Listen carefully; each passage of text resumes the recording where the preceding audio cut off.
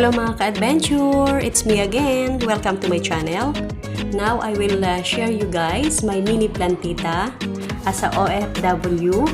This is my lifestyle here in Dubai that I'm trying to be in a simple way that I want to grow this one more on this one the sweet potato. It's a famous in the anywhere, but here it's in Dubai it's really rare, this one. The sweet potato have, but this one, the vegetable, the leaves is very rare. So I'm trying to make it by my own in a simple way. So even the onion, guys, like even the simple, only a small amount of this onion, you can make it, and then you can use in the cooking or for cooking. Yeah. See guys, I put it in the small and then a small amount of water, and then after 2 to 3 days, it will become growth that you can use it for cooking. And now guys, what I will do to my small mini plant, because it's already grow the leaves of the sweet potato, I will mix it, or I will cook, and I will cook with a fresh fish. See now, wow.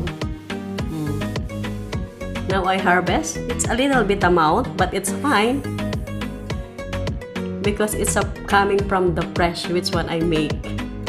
Okay, so let's go guys. Now I will cook this one, the vegetable, which one I harvest, the small amount. And as you can see guys, I have only a small space. If you see, it's mixed already with my bamboo tree, money tree, onion.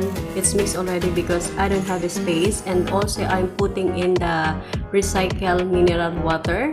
I'm doing that one because it's my first experiment in the sweet potato, how to grow the vegetable leaves, this one. So next time, because I'm happy with what I'm done, so next time I will put in the proper place, at least maybe 2 or 4 or 5, at least it will become grow amount of the vegetable leaves. So guys, let's go. I will cook this one with the fresh fish, which one I harvest the sweet potato leaves. So let's go guys, it's time to cook.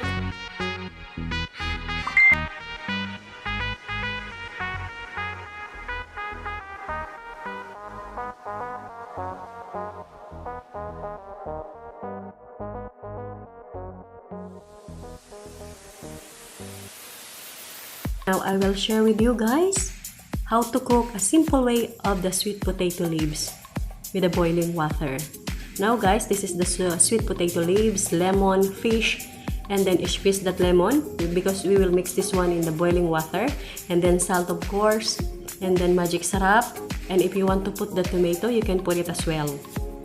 The process this one guys, boil the water, put all the ingredients, salt, onion, garlic, and lemon as well.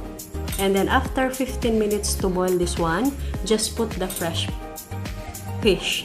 And after that one, cook already the fish, making half cook only the sweet potato leaves. Wow! So thank you guys for watching my video. Hope you like it and enjoy my sharing, my mini plantita. So if you are new to my channel, don't forget to like, share, and subscribe, and hit the notification bell for more video guys. And any comment guys, I appreciate it. Thank you guys. Thank you for watching. See you in my next video.